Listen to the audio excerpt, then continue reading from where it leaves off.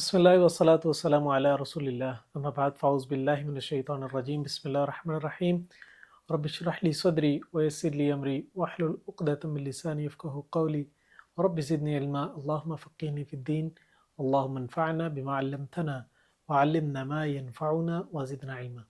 الحمدللہ، اللہ تعالیٰ کے فضل و کرم کے ساتھ آج ہم انشاءاللہ 17ویں پارے کا دورہ کریں گے۔ آج کے پارے کے اندر دو صورتیں ہم ڈسکس کریں گے، پہلے نمبر پر سورۃ الانبیاء اور دوسرے نمبر پر سورۃ الحج۔ سورۃ الانبیاء ایک مکی صورت ہے، اس میں اللہ تعالیٰ نے انبیاء کا تذکرہ کیا۔ چونکہ مکی صورت ہے اسی لیے ہی اس کے اندر مختلف قسم کے تصورات کے اوپر بھی بات کی گئی، جس طریقے سے انسان کے مر جانے کے بعد دوبارہ اٹھنے کے اوپر، اس کے بعد رسول اللہ صلی اللہ علیہ وسلم کی نبوت کے اوپر جو کیے جانے والے اعتراضات تھے وہ ڈسکس کیا گیا، ان کے جوابات کو ڈسکس کیا گیا۔ پھر آپ علیہ السلام کی دعوت کو ڈسکس کیا گیا کہ لوگوں نے آپ علیہ السلام کی دعوت کو کیوں انکار کیا اور کس وجہ سے انکار کیا، آپ علیہ السلام کی دعوت کیا تھی، انبیاء کی دعوت کیا تھی، پچھلی قوموں نے کیا باتیں کی اور ان کے رویے کیا تھے، ان کے کیا آگے نتائج نکلے، ان سب کو اللہ تعالیٰ نے ڈسکس کیا۔ اور پھر اس کے بعد اینڈ میں اللہ تعالیٰ نے توحید کو ڈسکس کیا اور آخرت کے اوپر انسان کا جو رویہ ہے اس کو اللہ تعالیٰ نے ڈسکس کیا۔ سب سے پہلے اللہ تعالیٰ نے اس صورت کے اندر انسانوں کے جو قیامت کو لے کر جو ان کے خیالات ہیں اور جو قیامت کو لے کر ان کے پرسپیکٹیو ہیں ان کو اللہ تعالیٰ نے ڈسکس کیا۔ آیت نمبر 1 کے اندر اللہ تعالیٰ نے بیان فرمایا کہ اقترب للناس حسابهم وهم فی غفلۃ معرضون، اے لوگو حساب کتاب کا دن قریب آ گیا، حساب کتاب کا دن قریب آ گیا، یعنی کہ قیامت کا دن قریب آ گیا۔ وهم فی غفلۃ معرضون، اور تم لوگ جو سے ہو وہ قیامت کے بارے میں غفلت کے اندر ہو، اعراض کرنے والے ہو، ابھی تک تم اس کو بھلائے بیٹھے ہو، اس کے لیے کوئی تیاری نہیں کر رہے۔ مشرکین مکہ ہمیشہ قیامت کا انکار کرتے تھے کہ قیامت آنی ہی نہیں ہے، تو اللہ تعالیٰ نے کہا کہ تم لوگ جس غفلت کے اندر بیٹھے ہو اس غفلت سے نکل آؤ، بہت جلدی ایک وقت آنا ہے کہ تم سب کی جو سے نا وہ ان غفلتوں کی وجہ سے تم لوگ قیامت کے دن پکڑے جاؤ گے اور اللہ تعالیٰ کا عذاب آ جائے گا تم لوگوں پر۔ تو اللہ نے کہا اس غفلت کو چھوڑ دو۔ اس کے بعد اللہ تعالیٰ نے نبی علیہ السلام کی نبوت کے انکار کو ڈسکس کیا کہ مشرکین مکہ آپ علیہ السلام کی نبوت کا انکار کرتے تھے۔ اس کی ایک بڑی ریزن وہ یہ بیان کرتے تھے کہ نبی جون سے ہے یہ انسان نہیں ہو سکتا، یہ بشر نہیں ہو سکتا، بلکہ یہ ایک فرشتہ ہونا چاہیے۔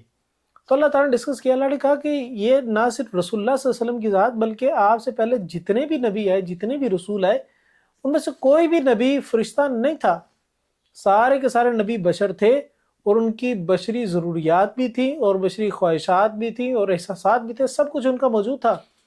ان کے اوپر سیم وہی معاملات ہوتے تھے جو کہ ایک عام بشر کے اوپر ہوتے تھے۔ تو اللہ تعالیٰ نے مشرکین مکہ سے کہا کہ تمہیں اگر اس چیز کے بارے میں علم نہیں ہے تو جاؤ جا کے اہل یہود سے پوچھ کے دیکھو، یہودی تو اہل کتاب ہے، ان کے تو اپنے نبی آئے اور پورے نبیوں کا ایک سلسلہ یعقوب علیہ السلام چلتا جاتا موسیٰ علیہ السلام تک آیا، ان سے جا کے پوچھ لو کہ کیا نبی بشر ہوتا ہے یا پھر نبی فرشتہ ہوتا ہے۔ اللہ تعالیٰ نے آیت نمبر 7 اور 8 کے اندر بیان فرمایا وَمَا أَرْسَلْنَا مِن قَبْلِكَ إِلَّا رِجَالًا نُوحِي إِلَيْهِمْ فَاسْأَلُوا أَهْلَ الذِّكْرِ إِن كُنتُمْ لَا تَعْلَمُونَ وَمَا جَعَلْنَاهُمْ جَسَدًا أَلَّا يَكُونَ الطَّعَامَ وَمَا كَانُوا خَالِدِينَ۔ اللہ نے بھیجا کہ اللہ نے بیان فرمایا کہ ہم نے آپ سے پہلے جتنے رسول بھیجے وہ سب کے سب مرد بھیجے، اور پھر فرمایا کہ ان کی طرف ہم وحی کرتے تھے۔ فَاسْأَلُوا أَهْلَ الذِّكْرِ إِن كُنتُمْ لَا تَعْلَمُونَ، اہل ذکر سے پوچھ کے دیکھ لو، اہل علم سے پوچھ کے دیکھ لو، اور ان لوگوں سے پوچھو جن لوگوں کے پاس فہم و فراست ہے، جن کے پاس علم ہے، جو نالج رکھتے ہیں، ان سے پوچھ کے دیکھ لو۔ ان کنتم لا تعلمون، اگر تمہیں نہیں معلوم تو۔ پھر فرمایا وما جعلناہم جسدا لا یاکلون الطعام وما كانوا خالدین، فرمایا اور ہم نے انہیں محض جسم نہیں بنایا تھا کہ وہ ان کے اندر سے شعائیں نکلتی ہوں یا ان کے اندر سے ان کا سائے نہ بنتا ہو، اندر سے شعائیں کراس کر جاتی ہوں، ایسی بات نہیں ہے۔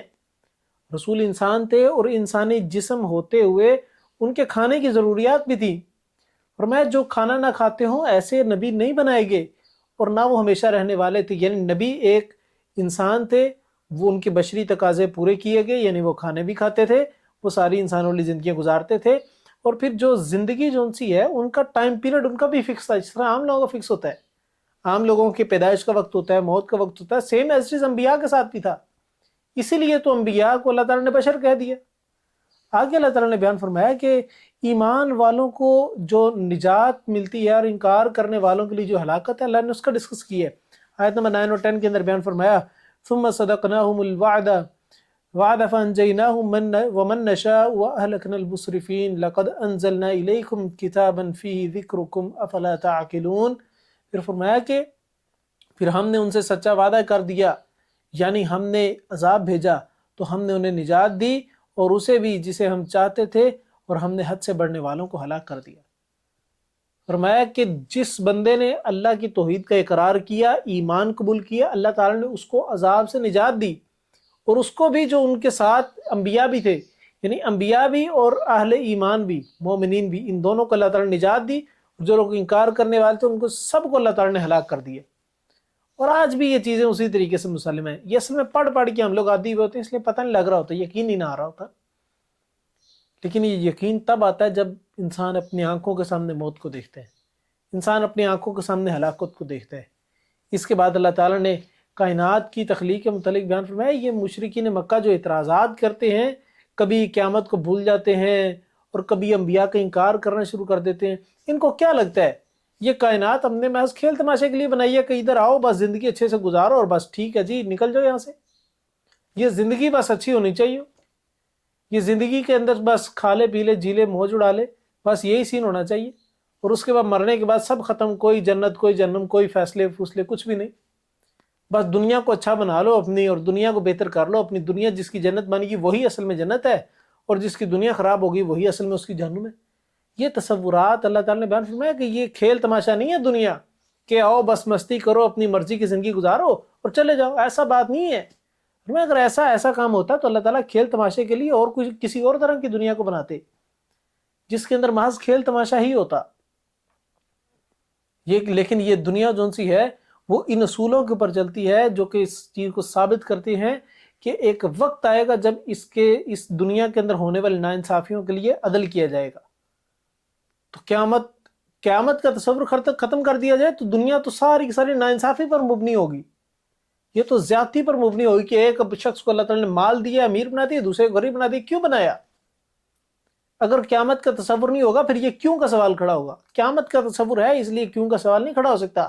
اللہ کل قیامت کے دن ان دونوں کا حساب کتاب لے گا، جس کو مال دیا اس کو آزمائش کے طور پہ اللہ تعالیٰ اس کو دنیا میں ٹیسٹ کرتا ہے کہ مال دیا کیا کیا، کل قیامت کے دن سوال ہوگا، اور جس کو مال نہیں دیا اللہ تعالیٰ نے کم دیا ہے اس کا بھی کل قیامت کے دن ٹیسٹ لیا جائے گا، اس کا جو دنیا کے اندر ٹیسٹ ہوا اس کا ریوارڈ ملے گا اس کو کہ اس نے دنیا میں مال نہ ملنے پر صبر کیا یا شکوے کیے، اللہ تعالیٰ دونوں پر جو ان سے ہے وہ ٹیسٹ کریں گے۔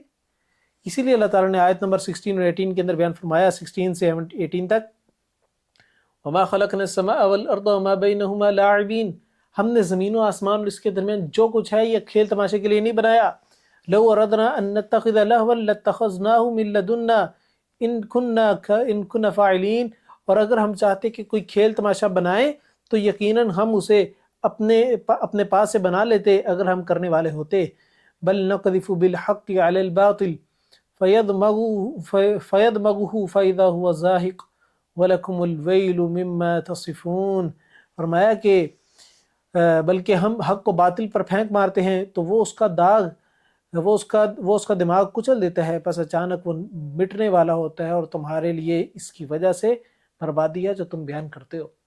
یہ حق و باطل کا مارکا اس دنیا کے اندر جو چل رہا ہے یہ کل قیامت کے دن یہ واضح ہوگا، جو لوگ انکار کرتے ہیں وہ کل قیامت کے دن کس طرح انکار کر سکیں گے جب اپنے سامنے ساری چیزوں کو ہوتا دیکھیں گے۔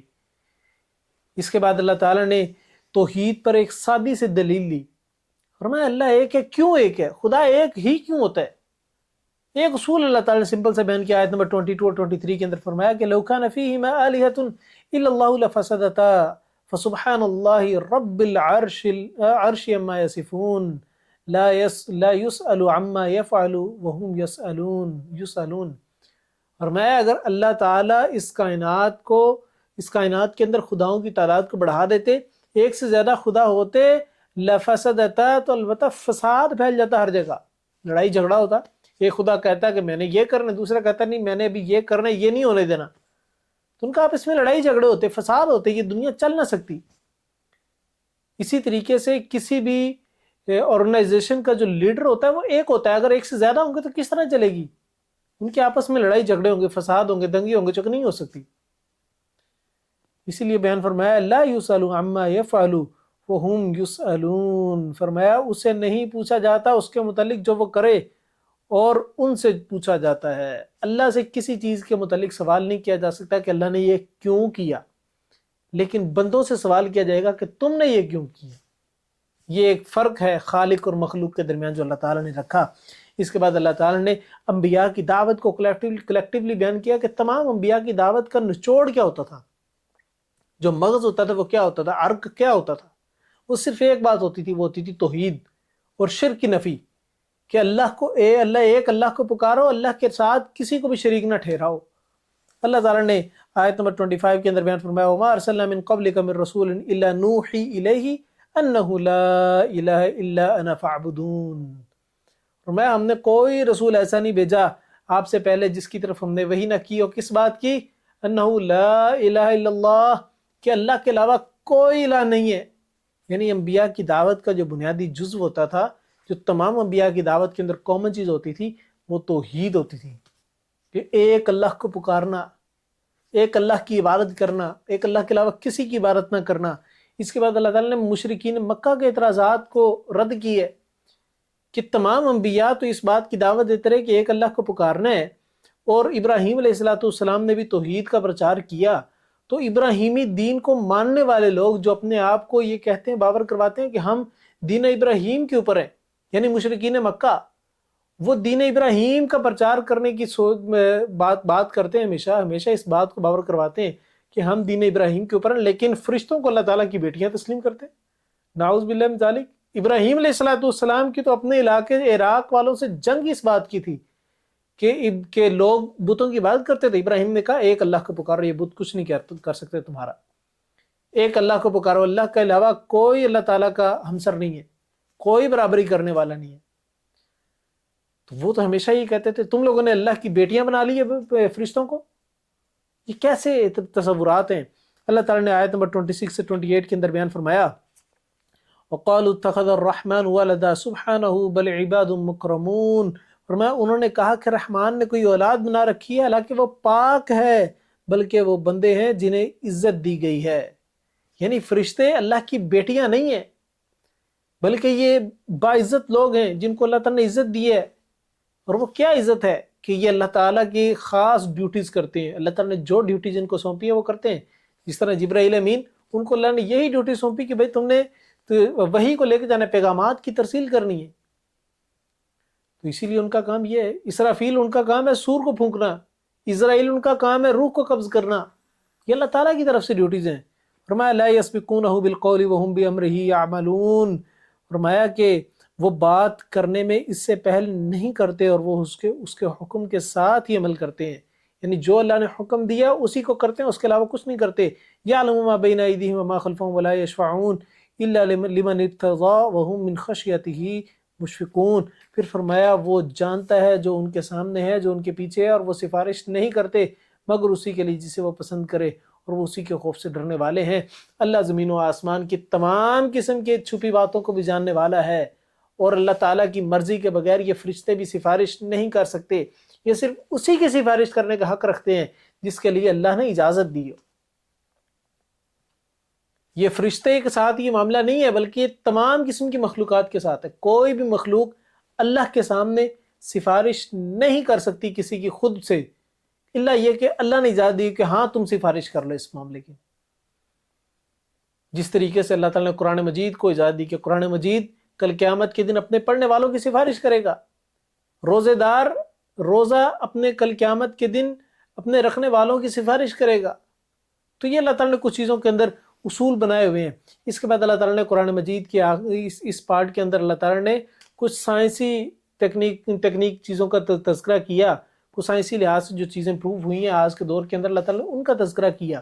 فرمایا کہ یہ زمین و آسمان یہ سارے آپس میں ملے ہوئے تھے، اور یہ پانی کا ایک گولا تھے جس کے اندر دھماکہ ہوا، اور دھماکہ ہونے سے ساری چیزیں علیحدہ ہو گئے، یہ زمین و آسمان یہ سارے ستارے علیحدہ ہو گئے، جس کو بگ بینگ تھیوری بھی آپ کہہ لیں، یہ سارے علیحدہ ہو گئے، اور پھر الگ الگ سے ورکنگ کرنا شروع کر دی ان لوگوں نے، ان سب چیزوں کے اندر ورکنگ ہونا شروع ہوگی، پھر اس کے اندر پہاڑ بن گئے، اور پہاڑوں کے بننے سے جو ہے زمین کے اوپر زلزلے اور سیلاب کم ہونا شروع ہو گئے۔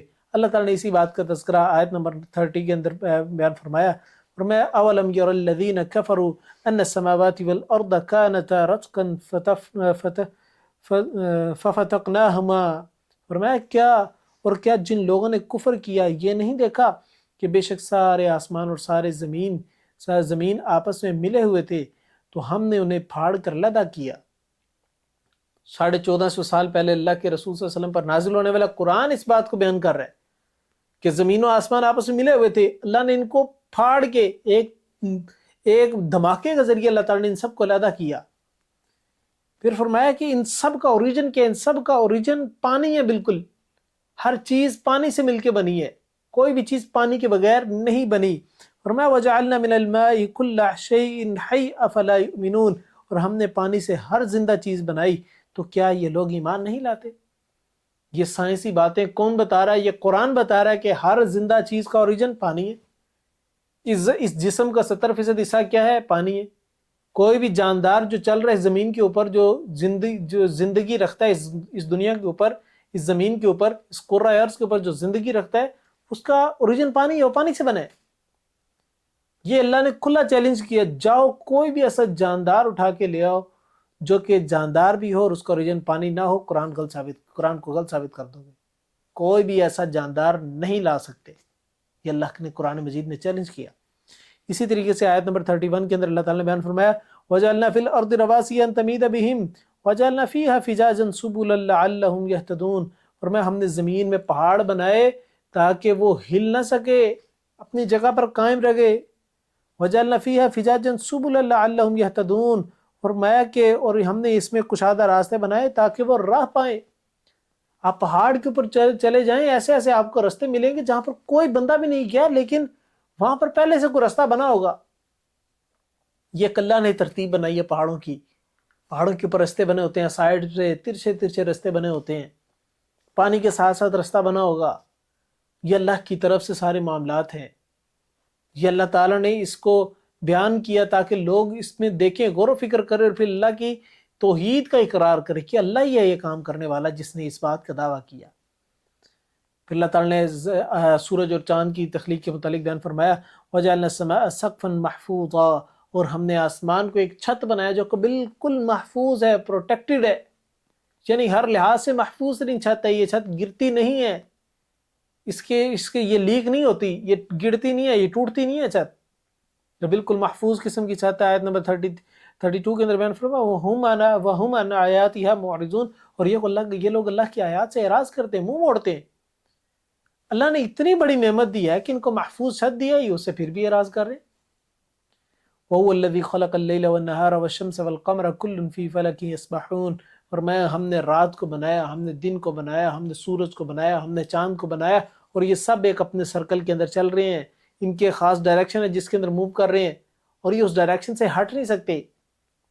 یہ اللہ تعالیٰ کی قدرت، اللہ تعالیٰ کی نعمت ہے، اللہ تعالیٰ کی کمالات ہیں کہ مجال نہیں کہ ایک نینو سیکنڈ بھی سورج یا چاند یا ستارے یا آگے پیچھے ہو جائیں، ایسے ہو ہی نہیں سکتا۔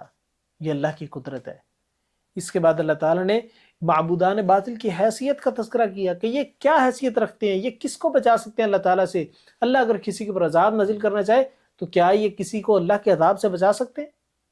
اللہ نے آیت نمبر 42 اور 43 کے اندر بیان فرمایا قُلْ مَن يَكْلَؤُكُمْ بِاللَّيْلِ وَالنَّهَارِ مِنَ الرَّحْمَنِ بَلْ هُمْ عَنْ ذِكْرِ رَبِّهِمْ مُعْرِضُونَ أَمْ لَهُمْ آلِهَةٌ تَمْنَعُهُم مِّن دُونِنَا لَا يَسْتَطِيعُونَ نَصْرَ أَنفُسِهِمْ وَلَا هُم مِّنَّا يُصْحَبُونَ، فرمایا کہ کیا کون ہے جو رات اور دن میں رحمان سے تیری حفاظت کرتا ہے، بلکہ وہ اپنے رب کے ذکر سے منہ پھیرنے والے ہیں، یا ان کے لیے ہمارے سوا کوئی اور معبود ہیں جو انہیں بچاتے ہیں؟ وہ نہ خود اپنی جانوں کی مدد کر سکتے ہیں اور نہ ہی ہماری طرف سے ان کا ساتھ دیا جاتا ہے۔ فرمایا اللہ کی ذات کے علاوہ جتنی ہستیاں ہیں وہ تو نہ تو خود اپنی مدد کر سکتے ہیں نہ کسی اور کی مدد کر سکتے ہیں، بلکہ یہ خود سہارے کے مطالبے کرتے ہیں، سہارے کے لیے جو ان سے نا وہ ترستے ہیں۔ اللہ ان کو سہارے دیے ہوا ہے کہ اللہ کا سہارا نہ ہو تو یہ اپنی جگہ پر رہ نہیں سکتے، یہ زندہ نہیں رہ سکتے۔ اللہ نے سانسیں نہ لکھی ہوں تو کیسے زندہ رہیں گے؟ اللہ نے ان کا رزق ختم کر دیا ہو تو کہاں سے رزق کھائیں گے؟ یہ سہاروں کو تلاش کرتے ہیں، یہ کسی کی مدد نہیں کر سکتے۔ اللہ کسی کو نقصان پہنچانے کا ارادہ کر لے اس کے گناہوں کی وجہ سے تو پوری کائنات کے جتنے جھوٹے خدا ہیں یہ سارے مل بھی جائیں تو اس انسان کو اس نقصان سے نہیں بچا سکتے۔ یہ اللہ نے اصول بیان کیا۔ اس کے بعد اللہ تعالیٰ نے مشرکین مکہ کے ایک جو سب سے بڑی خامی تھی کہ وہ اللہ تعالیٰ کے دین سے بے رغبتی اختیار کرتے تھے، بے اعتنائی اختیار کرتے تھے، اس کی ایک بڑی ریزن کیا تھی؟ وہ یہ کہ انہوں نے یہ شاید ہی سمجھ لیا تھا کہ اللہ نے ہمیں مال میں بڑی فراوانی دی ہے، اللہ نے ہمیں بہت زیادہ کثرت میں مال دی ہے، تو شاید ہم لوگ ٹھیک ہیں، اسی لیے تو اللہ نے مال دیا۔ جس طرح فلم انڈسٹری کے لوگ سمجھتے ہیں کہ ہمیں اس بزنس کے اندر، ہمیں اپنی جاب کے اندر، ہمیں اپنی فلمز کے اندر بڑی جو سی ہے وہ ترقی ملتی ہے، بڑی فیم مل رہی ہے، اس کا مطلب اللہ کا بڑا کرم ہے ہمارے اوپر کہ ہمیں فیم مل رہی ہے۔ جس طرح فلم اسٹار کہتے ہیں نا کہ اللہ کا شکر ہے کہ الحمدللہ ہماری فلم جو سی ہے وہ ہٹ ہو گئی ہے، اللہ نبی کے واسطے ہمارا جو نا وہ گانے کو جو سا ہے وہ کر دو، لائک کر دو۔ یہ کیا چیزیں ہیں؟ یہی تو تصورات جو مشرکین مکہ کے ہاں بھی تھے کہ مال کے اندر بہت زیادہ مال اللہ تعالیٰ نے ہمیں دے دیا، فائنینشلی ایسے بڑے اسٹرانگ ہیں، اس کا مطلب ہم بالکل ٹھیک ہیں تو اللہ تعالیٰ نے رکھ دیا ہے مال۔ ٹھیک نہ ہوتے تو اللہ کا کرم ہمارے پہ کیسے ہوتا؟ اللہ نے فرمایا مال اس لیے نہیں، مال تو محض آزمائش ہے۔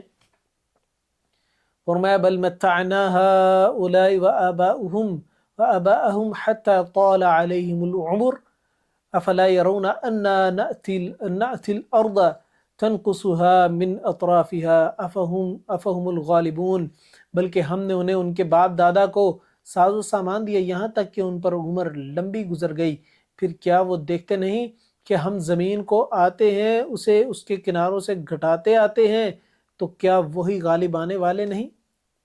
اللہ نے فرمایا کہ ہم نے ان کی عمر کو لمبا کر دیا اسی چکر کے اندر کہ یہ ساری عمر ایک ہی چکر کے اندر پڑے رہے ہیں اور یہی سوچتے رہے ہیں کہ مال ہی سب کچھ ہے، مالی مالی مالی، میرا مال میرا مال میرا مال۔ اللہ کے بندے کا مال کون سا ہے؟ وہی جو اس نے کھا کے ہضم کر لیا، وہی جو اس نے پہن کے بوسیدہ کر لیا، وہی جو اس نے آگے پہنچا دیا اللہ تعالیٰ کی بارگاہ کے اندر وقف کر کے کل قیامت کے دن کے لیے سیو کر لیا۔ فرمایا یہی انسان کا اصل مال ہے، اس کے علاوہ کوئی مال انسان کا اپنا نہیں ہے۔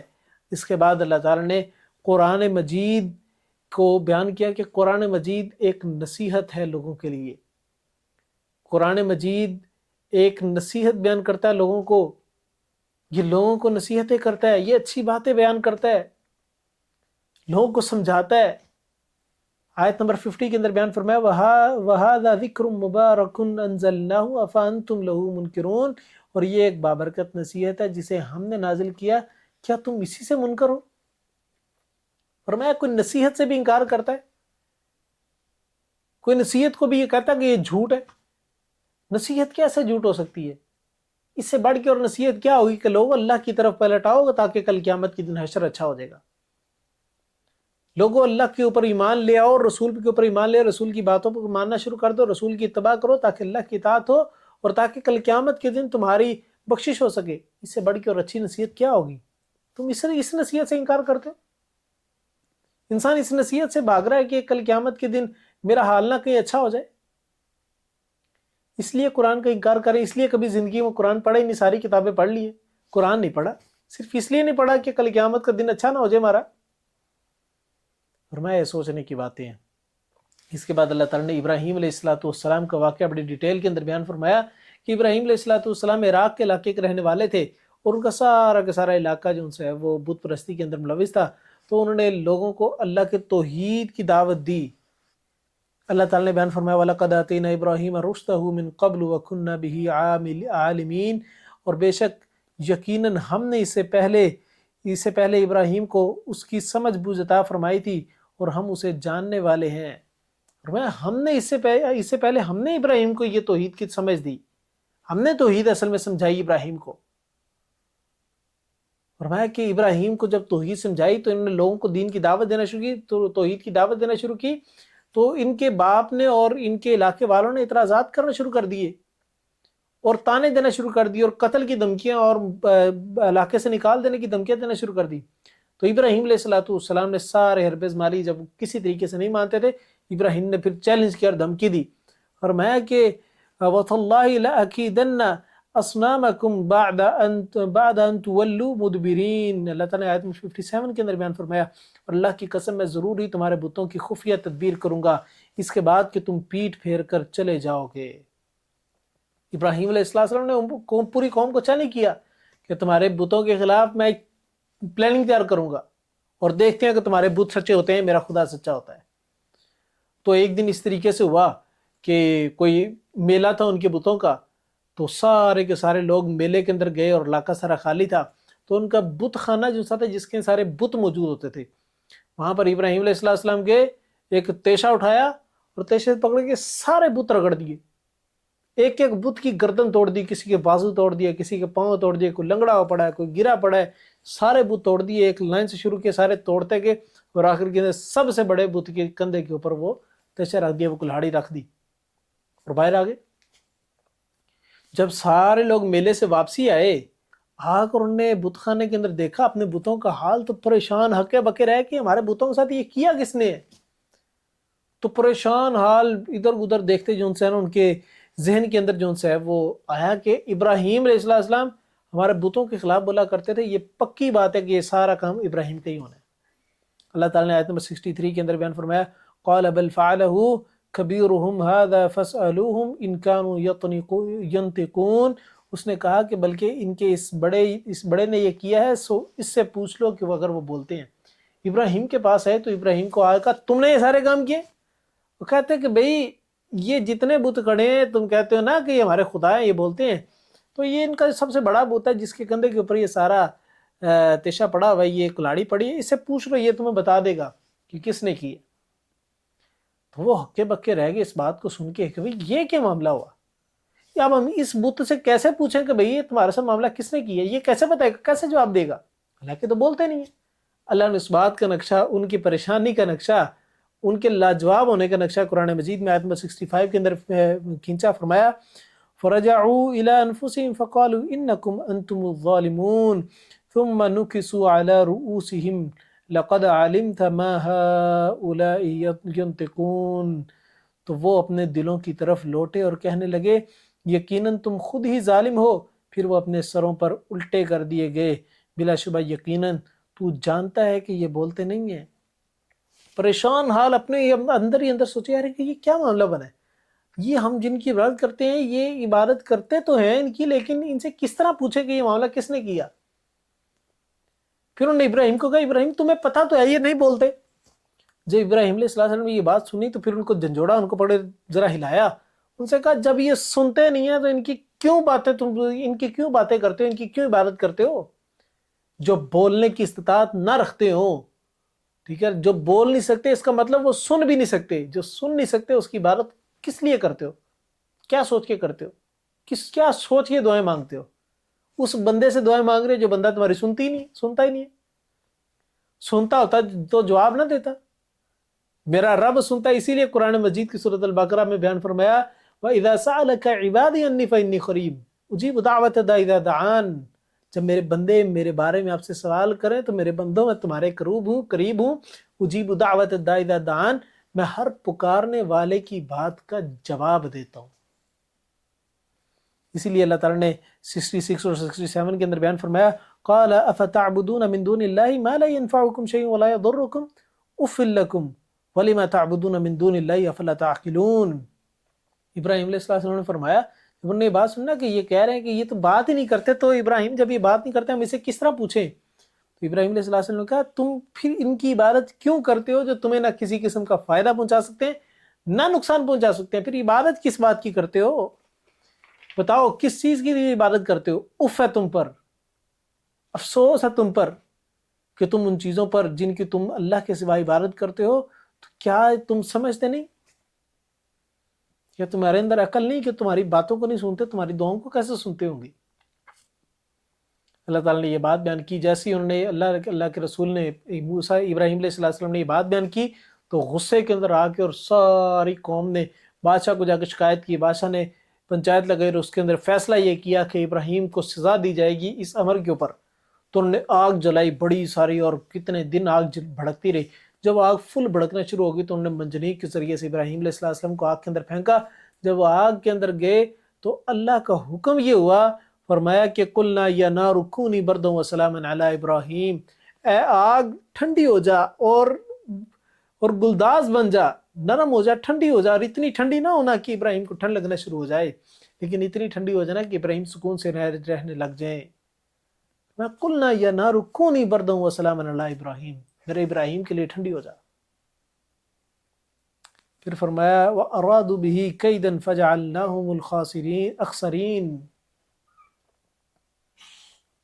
اللہ تعالیٰ نے بیان فرمایا کہ اور انہوں نے اس کے ساتھ ایک چال کا ارادہ کیا تو ہم نے انہی کو انتہائی خسارے والا کر دیا. کیسا معاجرہ تھا کہ ابراہیم کو آگ کے اندر پھینکا. پوری امت یہ سوچ رہی ہے، پورے علاقے والے یہ سوچ رہے ہیں کہ ابراہیم جل رہے ہوں گے، بھسم ہو رہے ہوں گے، لیکن ابراہیم سکون سے چل پھر رہے ہیں اس کے اندر، کتنا سکون سے رہ رہے ہیں. تو اللہ تعالیٰ نے جو ان سے ہے، جب یہ معاملہ ہوا تو پھر ابراہیم کو ہجرت کرنے کا حکم دیا. تو ابراہیم علیہ السلام نے اس علاقے سے ہجرت کر کے واپسی ادھر فلسطین کی طرف چلے گئے. عراق کے اندر رہنے والے تھے تو وہاں سے ہجرت کر کے فلسطین کی طرف انہوں نے رخ کر لیا. اور وہاں پر جب گئے تو ابراہیم علیہ السلام اپنی بیوی کے ساتھ ساتھ اپنے بھتیجے لوط کو بھی ساتھ لے کے گئے. تو لوط علیہ السلام پھر وہاں پر ابراہیم علیہ السلام کے ساتھ گئے فلسطین، اور وہاں پر جا کے رہنا شروع کر دیا. تو وہاں پھر ان لوگوں کے اندر جو برائیاں پائی جاتی تھیں تو ان کو پھر انہوں نے صحیح کرنے کی کوشش کی اور لوگوں کو دین کی دعوت دینے کی کوشش کی. اس کے بعد اللہ تعالیٰ نے انبیاء کے بارے میں تذکرہ کیا کہ انبیاء انسان ہوتے ہیں، ان کو انسانوں کی طرح تمام قسم کے معاملات پیش آتے ہیں، ان کے سارے معاملات انسانوں والے ہوتے ہیں. جس طریقے سے لوط علیہ السلام کا واقعہ، تو لوط علیہ السلام نے جن چیزوں سے روکنے کی کوشش کی وہ انسانی عوامل تھے سارے.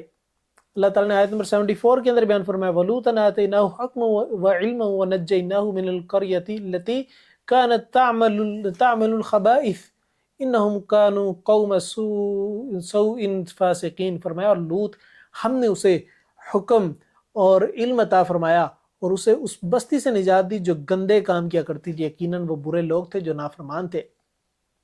یعنی ساری کی ساری چیزیں ہم نے لوط کو عطا کی. تو لوط علیہ السلام نے ان لوگوں کو سمجھانے کی کوشش کی جو برے کام کرتے تھے، جو ہوموسیکشولیٹی کے اندر ملوث تھے. لوط نے ان کو سمجھانے کی کوشش کی لیکن وہ نہیں مانے. کیوں؟ کیونکہ برے کاموں کے اندر پڑے ہوئے تھے. اسی طریقے سے اللہ نے نوح علیہ السلام کا تذکرہ کیا کہ نوح علیہ السلام نے 950 سال لوگوں کو دین کی دعوت دی. پریشان ہو کر اینڈ پر جب لوگوں نے ایمان قبول نہ کیا، پریشان ہو کر اینڈ پر اللہ تعالیٰ سے دعا کی. فرمایا وَنُوحًا إِذْ نَادَىٰ مِن قَبْلُ فَاسْتَجَبْنَا لَهُ فَنَجَّيْنَاهُ وَأَهْلَهُ مِنَ الْكَرْبِ الْعَظِيمِ وَنَصَرْنَاهُ مِنَ الْقَوْمِ الَّذِينَ كَذَّبُوا بِآيَاتِنَا إِنَّهُمْ كَانُوا قَوْمَ سَوْءٍ فَأَغْرَقْنَاهُمْ أَجْمَعِينَ. فرمایا کہ نوح نے اور نوح کو بھی جب اس نے اس سے پہلے پکارا تو ہم نے اس کی دعا قبول کر لی، پھر اسے اس کے گھر والوں کو بہت بڑی گھبراہٹ سے بچا لیا. یہ گھبراہٹ کس کو ہوتی ہے؟ فرشتوں کو ہوتی ہے. فرمایا نوح بھی انسان تھے، ان کے گھبراہٹ سے ہم نے ان کو بچایا، ان کی دعا کو ہم نے قبول کیا. وہ فرشتے ہوتے دعاؤں کی کیا ضرورت تھی؟ وہ فرشتے ہوتے تو ان کی گھبراہٹ کس قسم کی؟ یہ تو انسانوں کے ساتھ معاملات ہوتے. فرمایا ابراہیم نوح علیہ السلام بھی انسان تھے، اسی لیے گھبراہٹ ہوئی. اس کے بعد اللہ نے ایوب علیہ السلام کا تذکرہ کیا کہ بیمار کبھی بھی فرشتے نہیں ہوتے، بیمار ہمیشہ انسان ہوتے ہیں. انسانیت کے ساتھ بیماری جوڑی گئی. فرمایا ایوب علیہ السلام بیماری کی کیفیت کے اندر گئے. اللہ نے آیت نمبر 83-84 کے اندر بیان فرمایا وَأَيُّوبُ إِذْ نَادَىٰ رَبَّهُ أَنِّي مَسَّنِيَ الضُّرُّ وَأَنْتَ أَرْحَمُ الرَّاحِمِينَ فَاسْتَجَبْنَا لَهُ فَكَشَفْنَا مَا بِهِ مِنْ ضُرٍّ وَآتَيْنَاهُ أَهْلَهُ وَمِثْلَهُمْ مَعَهُمْ رَحْمَةً مِّنْ عِنْدِنَا وَذِكْرَىٰ لِلْعَابِدِينَ. فرمایا ایوب کو یاد کرو جب اس نے اپنے رب کو پکارا کہ بے شک میں بیماری لگ گئی ہے مجھے، تو رحم کرنے والوں میں سب سے زیادہ رحم کرنے والا ہے. فرمایا فاستجبنا، تو ہم نے اس کی دعا کو قبول کر لیا. یہ کون دعا کر رہے ہیں؟ ایوب دعا کر رہے ہیں کہ یا اللہ مجھے بیماری لگ گئی ہے، یا اللہ تو شفا دینے والا ہے، تو تمام شفاؤں دینے والا میں سب سے زیادہ شفا دینے والا ہے، سب سے زیادہ بہتری اور کرم کرنے والا ہے. کہ ایوب دعا کر رہے ہیں. ایوب پیغمبر ہیں، پیغمبر ہونے کے ساتھ ساتھ اگر فرشتے ہوتے تو بیماری کبھی بھی نہ لگتی. انسان تھے، بیماری لگ گئی، اسی طریقے سے یونس علیہ السلام بھی ساری دنیا کی تنہائیاں ہیں اور تنہائیوں سے ہٹ کے سمندر کی گہرائیاں ہیں، گہرائیوں کے اندر مچھلی کے پیٹ کی تنہائیاں ہیں، اور میں وہاں پر بھی بیٹھ کے اپنے رب کو پکار رہے ہیں.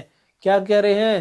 وَذَنُّونِ إِذْ ذَهَبَ مُغَاضِبًا فَظَنَّ أَن لَّن نَّقْدِرَ عَلَيْهِ فَنَادَىٰ فِي الظُّلُمَاتِ أَن لَّا إِلَٰهَ إِلَّا أَنتَ سُبْحَانَكَ إِنِّي كُنتُ مِنَ الظَّالِمِينَ فَاسْتَجَبْنَا لَهُ وَنَجَّيْنَاهُ مِنَ الْغَمِّ كَذَٰلِكَ نُنجِي الْمُؤْمِنِينَ.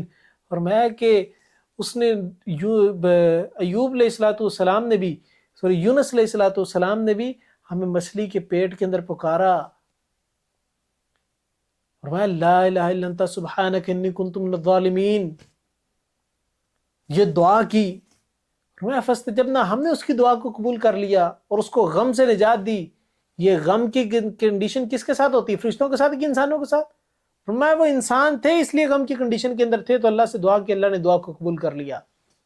اللہ کے رسول صلی اللہ علیہ وسلم کی حدیث سنن ترمذی کی روایت ہے 3505 نمبر، آپ علیہ السلام نے فرمایا جو بھی شخص یہ یونس علیہ السلام کی دعا کے ساتھ دعا کرتا ہے، ان کی دعا کو پڑھ کے اللہ سے کوئی بھی دعا کرتا ہے، اللہ اس کی دعا کو رد نہیں کرتا. لہٰذا اپنی دعاؤں کو کرنے سے پہلے لا الہ الا انت سبحانک انی کنت من الظالمین کا ورد کیا کریں، کثرت سے ورد کیا کریں. اللہ تعالیٰ بڑے مشکلات سے انسان کو نکال دے گا.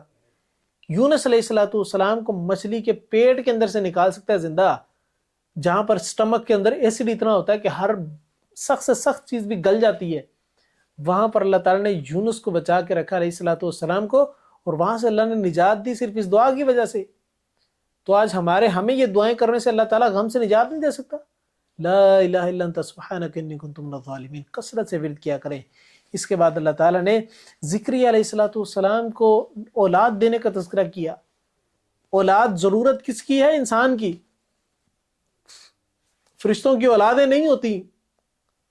فرمایا کہ زکریا علیہ السلام اولاد انسان تھے، تو اللہ تعالیٰ نے زکریا علیہ السلام کو اولاد کی دعا کرنے پر اللہ تعالیٰ نے ان کو یحییٰ کی خوشخبری دی.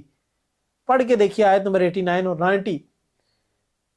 پکار رہے ہیں یا اللہ مجھے اولاد دے دے، یا اللہ مجھے اولاد دے دے، میں بڑھاپے کو پہنچ گیا ہوں، میری بیوی بانجھ ہے، یا اللہ پھر بھی اولاد کے حقدار ہیں، یا اللہ پھر بھی اولاد کا سوال کرتے ہیں.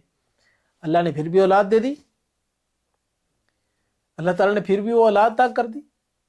یہ معاملات کن کے ساتھ ہوتے ہیں؟ فرشتوں کے ساتھ نہیں، انسانوں کے ساتھ ہوتے ہیں. اس کے بعد اللہ تعالیٰ نے جہاں پر انسانی عوارض کا تذکرہ کیا، وہیں پر اللہ تعالیٰ نے سلیمان علیہ السلام اور داؤد علیہ السلام کے اوپر عطا کردہ نعمتوں کا بھی تذکرہ کیا. فرمایا ہم نے ان کو حکومت عطا کی، ہم نے ان کو بادشاہ عطا کی، ہم نے ان کو نبوت عطا کی، اور اس کے ساتھ ساتھ ہم نے ان کو اختیارات عطا کیے، ہواؤں کے اوپر اختیارات دیے. یہ ہم نے تمام کی تمام نعمتیں ان کو دی. اور انہوں نے جو سلیمان علیہ السلام تھے، انہوں نے اللہ سے دعا بھی تو کی نا، یا اللہ مجھے وہ بادشاہ عطا کر جو آج سے پہلے کسی کو نہ دی ہو اور نہ ہی بعد میں تو دے. یہ خواہش ہی ہے نا کہ اس طرح کی بادشاہت ہونی چاہیے، تو اللہ نے بادشاہ دی. یہ خواہشات کا تعلق کن کے ساتھ ہوتا ہے؟ فرشتوں کے ساتھ کہ انسانوں کے ساتھ؟ یہ انسان وہ چیز ہے جس کے اندر خواہشات کا مادہ اللہ تعالیٰ نے رکھا. تو سلیمان علیہ السلام سے نے اللہ تعالیٰ سے خواہش کا اظہار کیا، اللہ تعالیٰ نے اس خواہش کو پورا کر دیا. یہ نعمت تھی اللہ تعالیٰ نے جو سلیمان علیہ السلام کو ادا کی. یہ وہ چیز ہے جو اللہ تعالیٰ نے یہاں پر بیان کی ہے. اس کے بعد اللہ تعالیٰ نے قیامت سے غفلت برتنے والوں کو تنبیہ کی، سمجھایا کہ قیامت کا تم انکار کرتے ہو، ایک وقت آئے گا قیامت آ جائے گی، زمین ختم ہو جائے گی. آیت نمبر 97 سے 99 کے اندر بیان فرمایا. اس صورت کے سٹارٹنگ کے اندر بھی اللہ تعالیٰ نے قیامت سے غفلت برتنے والوں کے لیے فرمایا اقترب للناس حسابهم وهم في غفلة معرضون، اور آخر کے اندر بھی اللہ تعالیٰ بیان کر رہے ہیں واقترب الوعد الحق فإذا هي شاخصة أبصار الذين كفروا، اور سچا وعدہ بالکل قریب آ جائے گا تو اچانک یہ ہوگا کہ ان کی آنکھیں کھلی رہ جائیں گی. پھر فرمایا کہ یا ویلنا قد كنا في غفلة من هذا بل كنا ظالمین، اور پھر فرمایا کہ جنہوں نے کفر کیا ان کی آنکھیں کھلی رہ جائیں گی اور کہیں گے ہائے ہماری بربادی، بے شک ہم اس سے غفلت میں تھے، بلکہ ہم ہی ظلم کرنے والے تھے. انکم وما تعبدون من دون اللہ حسب جہنم انتم لہا واردون، فرمایا بے شک تم اور جنہیں تم اللہ کے سوا پوجتے ہو جہنم کا ایندھن ہے، تم اسی میں داخل ہونے والے ہو. لو کان ہؤلاء آلہۃ ما وردوها وکل فیہا خالدون، فرمایا اور اگر یہ معبود ہوتے تو اس میں داخل نہ ہوتے اور یہ سب اسی میں ہمیشہ رہنے والے ہیں۔ کیسا منظر اللہ نے کھینچا، قیامت کا دن قائم ہوگا اور اچانک قائم ہوگا، انسان غفلت کے اندر پڑا، انسان اپنے کاموں کے روٹین کے اندر لگا ہوا، روٹین کے کام ہے، صبح اٹھ کے آفس جانا، آفس کے بعد جو انسان گھر آنا، گھر آ کے کھانا کھانا، اچھے طریقے شاور لینا، شاور لینے کے بعد فیملی کے ساتھ ٹائم اسپینڈ کرنا، سو جانا۔ اور میں کوئی بندہ مال کے اندر پھر رہا ہوگا، کوئی بندہ گیمز کھیل رہا ہے، کوئی بندہ موویز دیکھ رہا ہے، کوئی بندہ اپنے ہی کام کر رہا ہے، کوئی بندہ، ہر بندہ اپنی اپنی روٹین کے اندر لگا ہے، بیزی ہے، اسکیجول بیزی ہے، مشینری کے اوپر ورکنگ چل رہی ہے، فیکٹریاں چل رہی ہیں اور باغوں کے اندر کھیتی باڑیاں ہو رہی ہیں، اور ہر بندہ جو ہے نا اپنے اپنے کام کر رہا ہے، اور یہاں پر جو ہے وہ سیلفیاں کھینچی جا رہی ہیں، ٹک ٹاکس بن رہی ہیں، اور وہاں پر وزیر اعظم اپنے کام کر رہے ہیں، حکومتی امور کو دیکھ رہے ہیں، کہیں پر سروے ہو رہے ہیں تو کہیں پر سرپرائز وزٹ ہو رہے ہیں، اور اچانک سے قیامت برپا ہو جائے اور تمام لوگوں کی آنکھیں کھلی کی کھلی رہ جائیں گی کہ کیا معاملہ ہمارے ساتھ پیش آ گیا۔ اللہ تعالی ہم سب کو اپنی آخرت کی تیاری کرنے کی توفیق عطا فرمائے۔ اس کے بعد اللہ تعالی نے سورۃ الحج کا تذکرہ کیا۔ سورۃ الحج کے دو حصے ہیں، ایک حصہ کچھ حصہ مدنی ہے اور کچھ حصہ مکی ہے۔ تو مکی حصے کے اندر اللہ تعالی نے وہی قیامت کا تذکرہ کیا اور قیامت کی شدت کا تذکرہ کیا، اور مدنی حصے کے اندر اللہ تعالی نے مسلمانوں کو جہاد کرنے کا حکم دیا، اور جہاد کی کچھ حد تک اجازت ملنا شروع ہوئی، اور مسلمانوں کو سب سے پہلے اجازت جو ملی وہ ڈیفینسو جہاد کی ملی، کہ آپس میں جو مشرکین مکہ تمہارے پہ ظلم کر رہے ہیں ان کا تم نے اپنا طور پہ دفاع کرنا ہے، اور دفاع کے لیے تم ہتھیار کو اٹھا سکتے ہو۔ اللہ تعالیٰ نے اتنی اجازت دی، اور سب سے پہلے اللہ تعالیٰ نے سورت کے آغاز کے آیت نمبر 1 اور 2 کے اندر اللہ تعالیٰ نے قیامت کی شدت کا تذکرہ کیا۔ پچھلی سورت میں اللہ تعالیٰ نے قیامت سے غفلت برتنے والے لوگوں کے انداز اور ان کے اس گیسچر کا تذکرہ کیا کہ ان کی آنکھیں کھلی کی کھلی رہ جائیں گی۔ یہاں پر اللہ تعالیٰ نے شدت کا تذکرہ کیا کہ قیامت ہوگی کس قسم کی۔ فرمایا یا ایھا الناس اتقوا ربکم ان زلزلۃ الساعۃ شیء عظیم، فرمایا لوگو اپنے رب سے ڈرو، بے شک قیامت کا زلزلہ بہت بڑا ہے، ہر چیز پھٹ جائے گی، زمین پھٹ جائے گی۔ اللہم حاسبنا حسابا یسیرا یوم ترونها تذهل كل مرضعة عما ارضعت وتضع كل ذات حمل حملها وترى الناس سكارى وما هم بسكارى ولكن عذاب اللہ شدید۔ اور میں جس دن تم اسے دیکھو گے ہر دودھ پلانے والی اسے غافل ہو جائے گی جسے اس نے دودھ پلایا۔ ماں کے ساتھ دودھ پیتا بچہ ماں کے ساتھ اٹیچ ہے، ماں کو فکر رہتی ہے کہ میرے بچے کو بھوک لگ رہی ہے، اور میں قیامت کی گھڑی کو دیکھ کے، قیامت کے وقت کو دیکھ کے وہ اپنے دودھ پلانے والے بچے کو بھول جائے گی، اس کے معاملات کو بھول جائے گی۔ پھر فرمایا کہ اور ہر حمل والی اپنا حمل گرا دے گی، پریگننسی گر جائے گی ہر عورت کی، کہ اتنی شدت ہوگی، اتنی پریشانی کا عالم ہوگا کہ جس میں ہر پریگننٹ عورت کی پریگننسی گر جائے گی، ہر پریگننٹ جاندار کی، جو کوئی جانور بھی پریگننٹ ہے تو ان کی پریگننسی ختم ہو جائے گی، گر جائے گی، اتنا سخت دن ہوگا۔ اور پھر فرمایا کہ اور تو لوگوں کو نشے میں دیکھے گا، حالانکہ وہ ہرگز نشے میں نہیں ہوں گے، لیکن اللہ کا عذاب بہت سخت ہے۔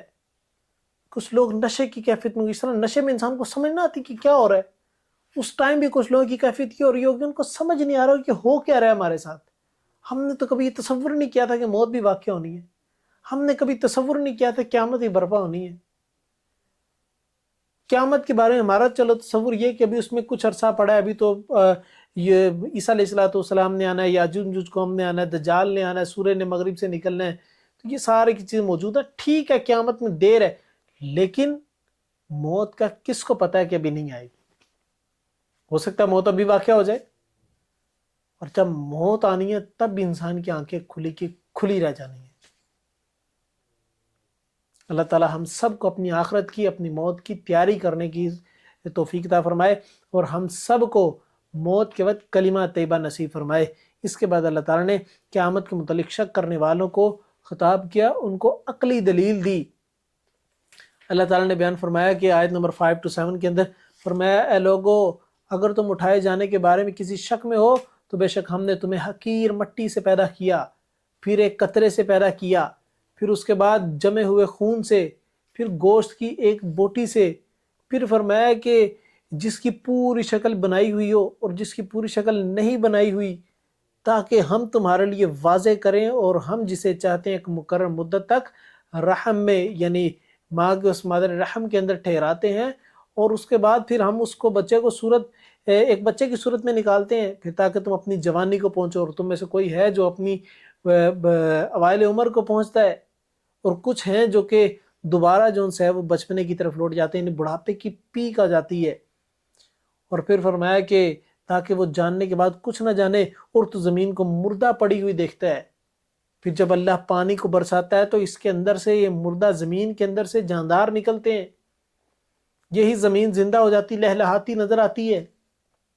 فرمایا اللہ تعالیٰ کی قدرت ہے، تم دیکھتے نہیں ہو کس طریقے سے ایک انسان کی پیدائش ہوتی ہے، کون پیدا کرنے والا ہے، اتنے پرفیکٹ قسم کے سٹیپ سارے، کہ کدھر سب سے پہلے انسان کو مٹی سے بنایا گیا، کیونکہ انسان کا اوریجن مٹی اور پانی ہے، پھر میں کہ اس کے بعد اس کو پانی سے بنایا گیا، ایک نطفے سے، ایک سپرم سیل سے بنایا گیا، پھر اس کے بعد ایک خون کا لوتھڑا، اور پھر اس کے زائگوٹ، اور اس کے بعد پھر بوٹی کا بننا، بوٹی کے بعد ہڈی کا بننا، ہڈی کے اوپر گوشت کا چڑھنا، اور پھر ایک انسانی شکل کے اندر آنا، اور پھر ایک خاص ڈیوریشن کے لیے ماں کے پیٹ کے اندر رہنا، اور اس کے بعد وہاں سے باہر نکل آنا، پھر اس کے بعد جوانی کی زندگی کا آنا، جوانی کے بعد کچھ بڑھاپے کو پہنچ جاتے ہیں، کچھ وفات پا جاتے ہیں۔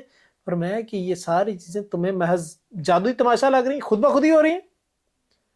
فرمایا یہ اللہ کی کاریگری ہے، اللہ نے ساری چیزوں کو تخلیق کیا، اللہ نے ساری چیزوں کو اس سسٹم کے اندر لگایا۔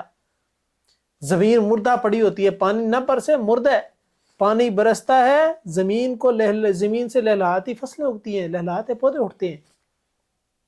فرمایا یہ اللہ تعالیٰ کی قدرت ہے، یہ ساری کی ساری چیزیں اس بات کا منہ بولتا ثبوت ہے، چیخ چیخ کے پکار رہی ہوتی ہیں کہ کوئی تو ہے جو ان کو بنانے والا ہے۔ یہ ایک عقلی دلیل اللہ تعالیٰ نے دی۔ اس کے بعد اللہ تعالیٰ نے مشرکین مکہ کو سخت قسم کی وارننگ دی، فرمایا کہ وَمِنَ النَّاسِ مَن يُجَادِلُ فِي اللَّهِ بِغَيْرِ عِلْمٍ وَلَا هُدًى وَلَا كِتَابٍ مُنِيرٍ ثَانِيَ عِطْفِهِ لِيُضِلَّ عَن سَبِيلِ اللَّهِ لَهُ فِي الدُّنْيَا خِزْيٌ وَنُذِيقُهُ يَوْمَ الْقِيَامَةِ عَذَابَ الْحَرِيقِ۔ اللہ تعالیٰ نے لوگوں کو، جو مشرکین مکہ نے رسول اللہ صلی اللہ علیہ وسلم کی دعوت کو جھٹلایا، اللہ تعالیٰ نے سخت قسم کی تنبیہ کیا۔ فرمایا اور لوگوں میں سے کوئی وہ ہے جو اللہ کے بارے میں بغیر کسی علم کے اور بغیر کسی ہدایت کے اور بغیر روشن کتاب کے جھگڑتا ہے، اس حال میں کہ اپنا پہلو موڑنے والا ہے تاکہ اللہ کے راستے سے گمراہ کرے۔ اس کے لیے دنیا میں ایک رسوائی ہے، اور قیامت کے دن اسے آگ کا عذاب دیا جائے گا۔ کیوں اللہ تعالیٰ نے تنبیہ کیا؟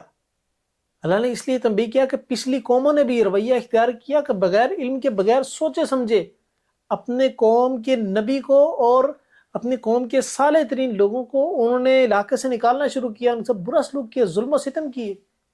لوگوں تم لوگ بھی یہ کام کر رہے ہو، تم بھی بغیر علم کے، بغیر سوچے سمجھے، بغیر ہدایت کے تم نے یہ سارے کام سے کرنا شروع کر دیے۔ اللہ کا عذاب بڑا شدید ہے، اللہ سے بچ کے رہو۔ جس دن اللہ کا عذاب آ گیا اس دن بچنے والا راستہ کوئی نہیں ہوگا۔ اس کے بعد اللہ تعالیٰ نے متذبذب لوگوں کے بارے میں ڈسکس کیا۔ کچھ لوگ مکے کے اندر وہ تھے جو کہ ایمان قبول کر چکے تھے، کچھ لوگ وہ تھے جو کہ ایمان قبول نہیں کیا تھا۔ یہ دو قسم کی بڑی کیٹیگری تھی۔ تیسری قسم کے لوگ وہ تھے جو کہ مفاد پرست لوگ تھے، جو دیکھتے تھے، انتظار میں بیٹھے تھے کہ کون سی قوم جو سے نا کون سے لوگ غالب آتے ہیں، غالب اگر کفار رہیں گے تو ہم ان کے ساتھ ہیں، اگر مسلمان آ گئے تو ہم ان کے ساتھ ہو جائیں گے، ایمان قبول کر لیں گے۔ کچھ لوگ اسی انتظار میں بیٹھے ہوتے ہیں، اور کچھ لوگ اس انتظار میں ہوتے ہیں کہ دونوں طرف سے فائدہ کہاں سے ملے گا، جس طرف فائدہ آ رہا ہے اس طرف چلے جاؤ۔ اگر اسلام قبول کیا تو فائدے کے لیے کر لیا، اس میں فائدہ مل رہا ہے، جب تک فائدہ مل رہا ہے تب تک اسلام کے اندر ہے، اور جیسے نقصان ملا اٹھے اور فوراً سے پہلے کفر کی طرف بھاگے۔ فرمایا یہ رویہ صحیح نہیں ہے، کسی ایک طرف میں رہو، دو کشتیوں کا مسافر کبھی بھی منزل کو نہیں پہنچتا۔ اللہ نے آیت نمبر 11 کے اندر بیان فرمایا وَمِنَ النَّاسِ مَن يَعْبُدُ اللَّهَ عَلَى حَرْفٍ فَإِنْ أَصَابَهُ خَيْرٌ اطْمَأَنَّ بِهِ فَإِنْ أَصَابَتْهُ فِتْنَةٌ انقَلَبَ عَلَى وَجْهِهِ خَسِرَ الدُّنْيَا وَالْآخِرَةَ ذَلِكَ هُوَ الْخُسْرَانُ الْمُبِينُ۔ فرمایا اور لوگوں میں سے کوئی وہ ہے جو اللہ کی عبادت ایک کنارے پر کرتا ہے، پھر اگر اسے کوئی بھلائی پہنچ جائے تو وہ اس کے ساتھ مطمئن ہو جاتا ہے، پھر اگر اسے کوئی آزمائش آ جائے تو منہ کے بل پھر جاتا ہے، وہاں سے بھاگ جاتا ہے، اس نے دنیا اور آخرت کا نقصان اٹھایا۔ یہی تو سری قسم کا خسارہ ہے۔ یعنی جہاں سے فائدہ مل رہا ہو اس ٹائپ کو اس طرف کو نکل جانا، جہاں سے نقصان ہو رہا ہو وہاں سے فوراً کھسک جانا۔ میں یہ رویہ نہیں اپنانا چاہیے، اس سے تو انسان دنیا کے اندر بھی خسارے کے اندر ہے، کہ دنیا والے لوگ کہتے ہیں یہ تو ایک طرف ٹکنے والا بندہ ہی نہیں ہے، یہ تو کبھی ادھر ہوتا ہے کبھی ادھر ہوتا ہے، اور آخرت کے اندر بھی نقصان، کہ کل قیامت کے دن اللہ کے ہاں کوئی اجر ہی کوئی نہیں۔ ایسے ایمان کا کیا فائدہ جو کہ عین ضرورت پڑنے پہ نکل جائے، ایسے ایمان کا کوئی فائدہ نہیں۔ لہٰذا ایسے لوگوں کے لیے دنیا میں بھی خسارہ ہے اور آخرت کے اندر بھی خسارہ ہے۔ فرمایا کہ یا تو ایمان قبول کر لو یا کفر کی طرف پلٹ جاؤ، کسی ایک سائڈ پہ رہو۔ اس کے بعد اللہ تعالیٰ نے انسان کے ایک بات بابر کروائی، فرمایا کہ پوری کائنات کی ایک ایک چیز اللہ کے سامنے سجدہ ریز ہوتی ہے، ایک نئی سجدہ کرنے کے اوپر آتا تو انسان نہیں آتا۔ انسان ہے کہ پوری کائنات نا باشعور نہیں ہے، وہ شعور نہیں رکھتی، لیکن پھر بھی اللہ کے سامنے جھکتی ہے۔ انسان شعور رکھتے ہوئے بھی، چیزوں کو سمجھتے ہوئے بھی، اور بار بار ہدایت آ جانے کے باوجود بھی، بار بار انبیاء کے سمجھانے کے باوجود بھی، بار بار داعی دین کے سمجھانے کے باوجود بھی، پھر بھی اللہ کو سجدہ نہیں کرتا۔ کیسا کم ظرف قسم کا انسان ہے۔ اللہ نے آیت نمبر 18 کے اندر بیان فرمایا، الم تر ان اللہ یسجد له من فی السماوات ومن فی الارض والشمس والقمر والنجوم والجبال والشجر والدواب وكثير من الناس وكثير حق عليه العذاب ومن يهن الله فما له من مكرم ان اللہ يفعل ما يشاء۔ اللہ نے فرمایا اور کیا تو نے نہیں دیکھا کہ بے شک اللہ اسی کے لیے سجدے کرتے ہیں جو کوئی زمین و آسمان میں ہے اور جو زمین میں ہے، اور سورج اور چاند اور ستارے اور پہاڑ اور درخت اور چوپائے اور بہت سے لوگ اور بہت سے وہ ہیں جن پر عذاب ثابت ہو چکا، اور جسے اللہ ذلیل کر دے پھر اسے کوئی عزت دینے والا نہیں۔ بے شک اللہ کرتا ہے جو وہ چاہتا ہے۔ اللہ نے ہر چیز کے اوپر پابندی کی ہوئی ہے کہ وہ اللہ کے سامنے سجدہ ریز ہوتی ہے۔ ایک انسان ہے، اس کو اختیار دیے، ساتھ میں شعور دیا، لیکن پھر بھی اللہ تعالیٰ کو سجدہ نہیں کرتا۔ یہ سورج، یہ چاند، یہ ستارے، یہ پہاڑ، یہ چرند، یہ پرند، یہ جاندار، یہ ہر چیز، ایون کے سائے تک جب لمبے ہوتے ہیں تو یہ اللہ کو سجدہ کر رہے ہوتے ہیں۔ سائے تک اللہ کو سجدہ کریں، نہیں کر رہا تو ایک انسان نہیں کر رہا۔ یہ رویہ ہے انسان کا۔ اس کے بعد اللہ تعالیٰ نے مسجد حرام کی اہمیت اور اس میں بے دینی پھیلانے والوں کے انجام کا تذکرہ کیا، کہ کچھ لوگ ہیں جو مسجد حرم میں داخل ہونے سے مسلمانوں کو روکتے ہیں۔ اللہ تعالیٰ نے اللہ کے رسول صلی اللہ علیہ وسلم جب ہجرت کر کے مدینہ آئے تو مدینہ سے کچھ لوگ عمرہ کرنے کی غرض سے مکہ گئے، تو وہاں پر مشرکین مکہ نے ان لوگوں کو روک لیا، اور ان کو ایک تو مسجد جانے سے روکا، مسجد حرام جانے سے روکا، اور دوسرا ان کو ظلم ستم کیا، مارا پیٹا۔ تو اللہ تعالیٰ نے آیت نمبر 25 کو نازل کیا، فرمایا ان الذین کفروا ویصدون عن سبیل اللہ والمسجد الحرام الذی جعلناه للناس سواء العاکف فیہ والباد ومن یرد فیہ بالحاد بظلم نذقہ من عذاب علیم۔ فرمایا وہ لوگ جو اللہ کے راستے سے روکتے ہیں، مسجد حرام میں داخلے سے روکتے ہیں، ایسے لوگوں کے بارے میں فرمایا حالانکہ ہم نے مسجد حرام کو تو وہاں پر رہنے والوں کے لیے اور آنے والے لوگوں کے لیے سب کے لیے برابر بنایا، یعنی سارے لوگوں کا سٹیٹس مسجد حرام کے اندر برابر ہے۔ اور پھر فرمایا کہ اور جو بھی اس میں کسی قسم کے ظلم کے ساتھ کسی کج روی کا ارادہ کرے گا ہم اسے دردناک عذاب سے مزہ چکھائیں گے۔ فرمایا جو لوگ مسجد حرام میں جانے سے روکتے ہیں، یا بیت اللہ جانے سے روکتے ہیں، یا مسجد میں اعتکاف کرنے سے روکتے ہیں، مسجد کی طرف رخ کرنے سے روکتے ہیں، فرمایا ان کو ایسا عذاب چکھائیں گے جو کہ دردناک ہوگا، درد دے گا بار بار۔ تو یہ کام مشرکین مکہ کیا کرتے تھے۔ آج بھی کچھ لوگ ہمارے ہاں انڈو پاک کے کلچر کے اندر بھی اپنی مسجد کے باہر ایک خاص مسلک کا ٹائٹل لگاتے ہیں، اور پھر کہتے ہیں کہ دوسرے مسلک کے لوگوں کا داخل ہونا حرام ہے، منع ہے، اور جو داخل ہو جائے اس میں مسجد کو بھی دھوتے ہیں اور ان لوگوں کو مار کے نکالتے بھی ہیں۔ یہ یصدون عن سبیل اللہ والمسجد الحرام نہیں ہوگا۔ سبحان اللہ، اللہ تعالی ہم سب کو ان بری عادات سے بچائے۔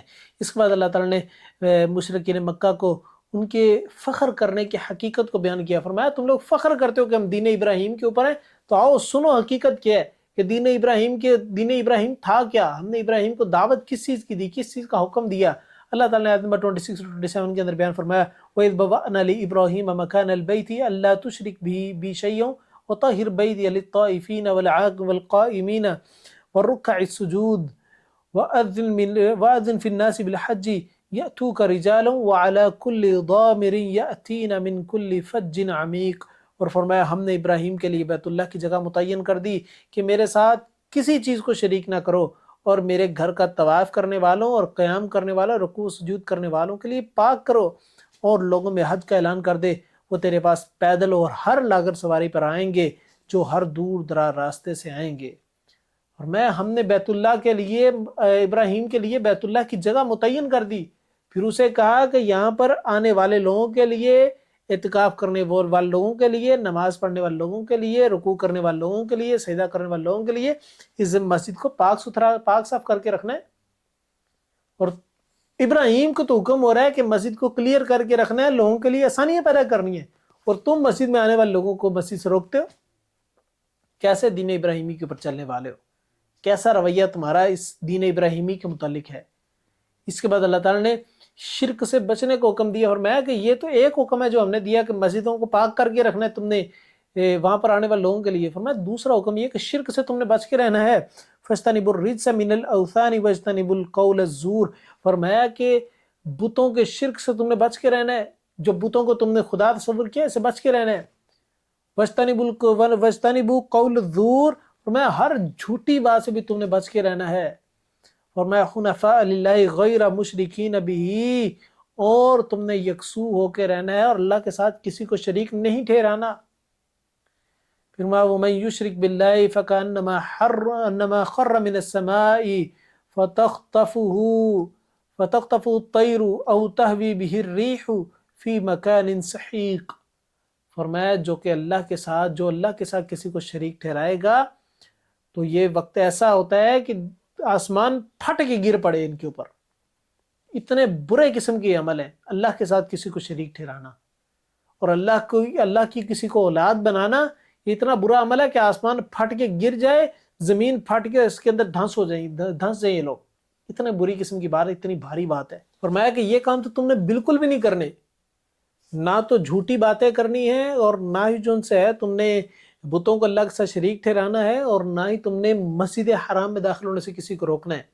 فرمایا یہ کام ابراہیمی دین کے اندر تھے، اور تم اگر ابراہیمی دین کو فالو کرنے والے ہو تو پھر تم نے یہ کاموں کو نہیں کرنا، تم نے وہی کام کرنا ہے جو اللہ تعالیٰ نے تمہیں کرنے کا حکم دیا ہے۔ اس کے بعد اللہ تعالیٰ نے قربانی کا حکم دیا اور قربانی کے کچھ آداب کا تذکرہ کیا۔ آیت نمبر 34 کے اندر اللہ تعالیٰ نے سب سے پہلا جو حکم دیا وہ یہ کہ قربانی جب بھی ہوگی، جانور جب بھی ذبح کرنا ہے، وہ اللہ کے نام پر کرنا ہے، کسی پیر فقیر، کسی بابے، کسی امام، کسی نبی کے نام کا نہیں کرنا۔